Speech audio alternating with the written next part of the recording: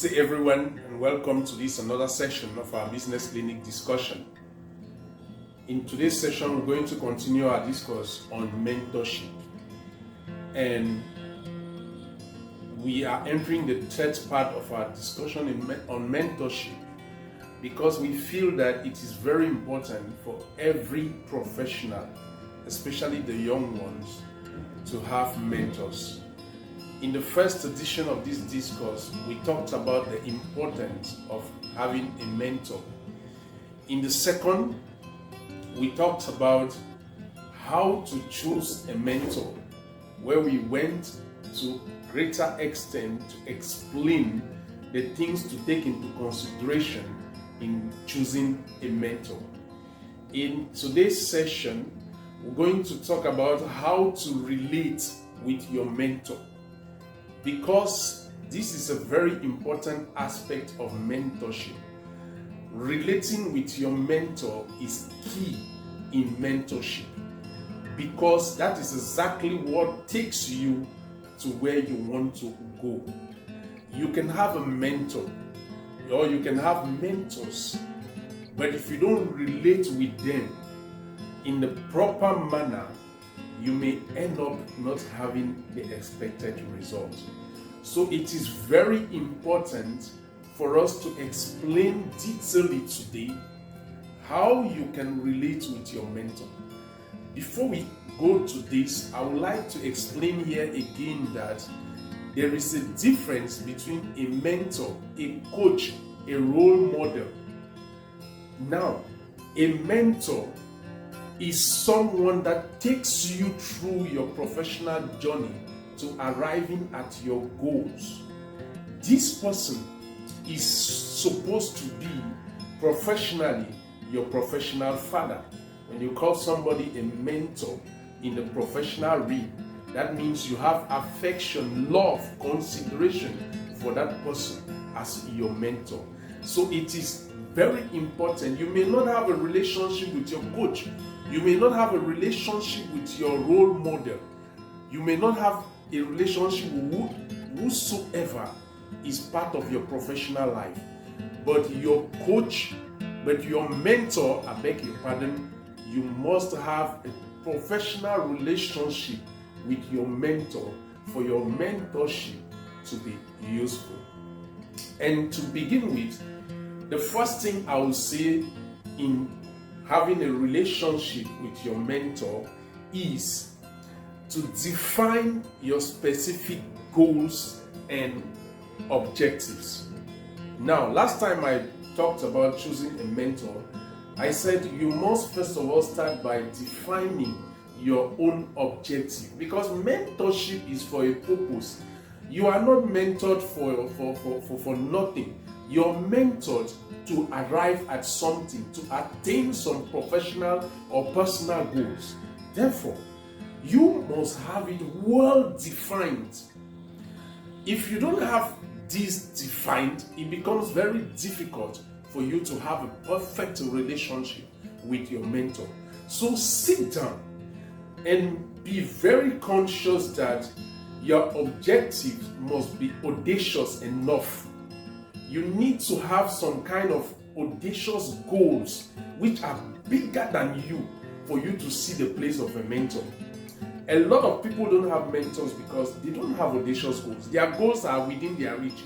But when you have goals that are not within your reach, you will understand the place of a mentor in achieving them. The second thing you must understand in this relationship between you and your mentor is that you must show interest. Now listen, having goals, objective is not important, but you must show your mentor that you are interested and committed to attaining this objective. Because mind you, they are your objective, they are not his objective. And he is a senior person. Being a senior person means that he wants to know, he wants to see how committed you yourself you are. Let's take, for example, you want to be a successful journalist, and you're not showing any interest in being that successful journalist.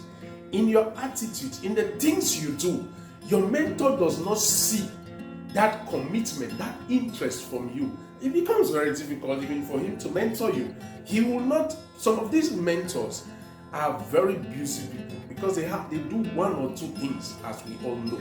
So you need to show them that you are interested in achieving your objectives for him to also be committed to working with you. The third thing I will say is constant connection. You have a mentor, you have to always be connected to your mentor. Thank God we are today in an era where you have social media. We have all the means of ICT to keep contact with our mentors, whether we are in the same town, the same village, the same country with them or not. Therefore, you have to always be in contact connection. And there are many things that you as a mentee should always connect with your mentor. First of all, your plans, your projects, the things you are doing, and even your stories. Because mind you, sometimes you don't share your stories with your mentor to make him is like literature. You share your stories with your mentor so that he can identify some weaknesses and errors in your story and correct you. That is why it is very necessary to be in contact with your mentor in many forms. Sometimes even just writing to you on WhatsApp to know about himself, what are the things he's doing. When you do that, you stay in contact connection with your mentor, which is very necessary. Why not even visit him? Pay him a visit often as you can. Some of my mentors taught me things in very informal platforms. Like, for example, I go to visit them unannounced and I meet them doing something. And when I meet them doing something, because I'm there meeting them doing that thing, they may direct me, they may teach me what they are doing. So in getting contact connection with your mentor, you learn a lot of things from your mentor. The next thing I'll talk is be appreciative. A lot of young people are not appreciative. A common thank you is very difficult. The way you relate with your mentor, if you are not appreciative, if you are not ready to appreciate whatever he has done, and the best way to appreciate whatever your mentor teaches you or does to you is a simple thank you. It can be by way of mail, it can be by way of WhatsApp message, SMS, or maybe even your facial attitude. There is a way somebody will teach you something, and the way your facial attitude will look will speak it all. You must be appreciative to your mentor. It's not a right for him to teach you. He's not your father. He's not your biological father. Even your biological father does not have the right. It's not an obligation to mentor you. So whoever is mentoring you, you have to be appreciative to that person. Another aspect is learn to give back to your mentors. A lot of mentees just believe that they don't have anything to give. No. There is no one on the planet Earth who doesn't have anything, who doesn't have anything to give. We all have things we can give. It starts from the heart. Learn to give back to your mentor.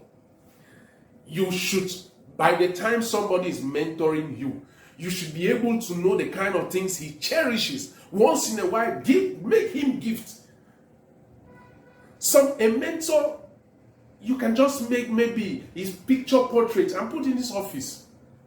A mentor, you can maybe just buy something he likes, which will not even cost more than 1,000 naira.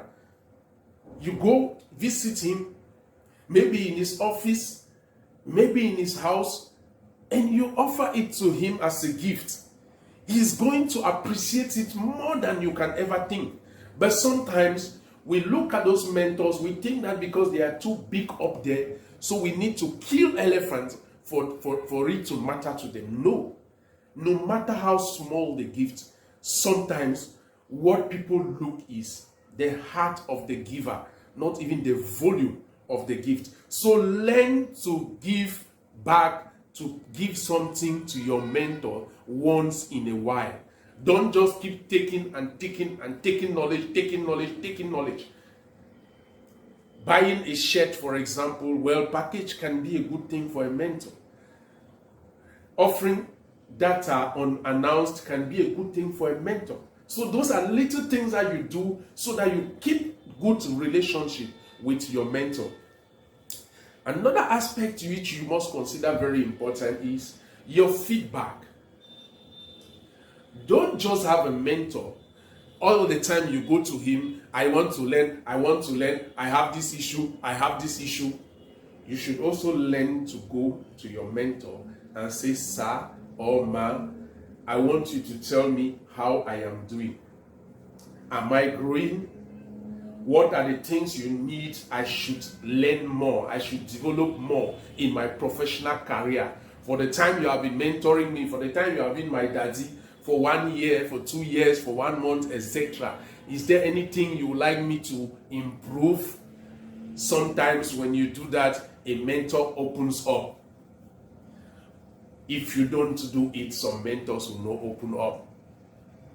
Sometimes some mentors also, they feel that if they tell you things, you may be wounded, as to feel that they are doing that out of hatred. Because we live in a world where sometimes when you correct people, they look at it as if it is hatred. No. So he may not do it. But when you come to him yourself and say, sir, what is that thing that you would really like me to develop? How do you see me? Am I improving? If not, sir, tell me so that I can develop more. He will open up to you more than he will do it if you had not come. So learn to ask for feedback. And I will conclude this session by saying something which is much more important to all mentors. Now, the last aspect of having good relationship with your mentor is learn to practice what he teaches you. Oh, no mentor is more happier than seeing the things he teaches you being practiced by you. That's the best thing. It motivates him to teach you more. It pushes him to want to show you greater things. So learn to apply all that your mentor teaches you. No, don't be an eye servant for sure. But be very conscious of the fact that your mentor is also your observer. Every good mentor observes whoever he mentors. He wants to see if the things he's teaching you, you are practicing them. And if you're not practicing them, some mentors will start distancing themselves from you. Sometimes you even call them, they tell you I'm busy, and they give you one reason or the other, simply because they don't want to waste their time.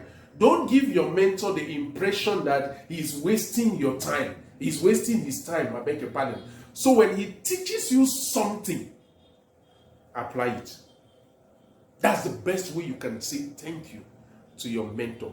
If you do all these things, you're going to have a good relationship with your mentor, and your mentorship-mentee relationship is going to be solid. To summarize, I would say to have a good relationship, to relate well with your mentor, the first thing you should do is you have specific goals. The second thing you should do, you should show interest in achieving your goals and objectives. The third thing I said was connect often. Have often connection, constant connection with your mentor. Don't stay a whole week, a whole month without reaching out to your mentor. And I said the next thing was you should be appreciative. Every little effort your mentor does for you, be appreciative. You all know what it means to be appreciative. The next thing I said was to give back. We all have something we can give. Don't feel that you don't have something to give. We all have something to give. And there is nobody who does not like gifts. Even your mentor likes gifts. So once in a while, make surprise gifts to your mentor. And to do that, I said you should also seek to know what are the things he likes. There are some mentors, Why not? You can invite him for lunch. How much will you spend if you invite your mentor for lunch maybe once in a year? It's not a big fortune. So you learn to give back. You have something to give back. I said you should always ask for feedback once in a while from your mentor so that he can open up to tell you the areas of your professional life that you need to develop them. And I concluded by saying that the greatest passion, the greatest desire of every mentor is to see you apply the things he has taught you. So whatever he teaches you, apply them. If you're applying them, he will be pushed to teach you more. Dear people, thank you for being part of this session. And if you enjoy our videos, please do share and invite others to subscribe to our YouTube channel so that we can build this community together. Your contribution and our contribution, God will make it possible. Stay safe till we meet next time. May God bless you.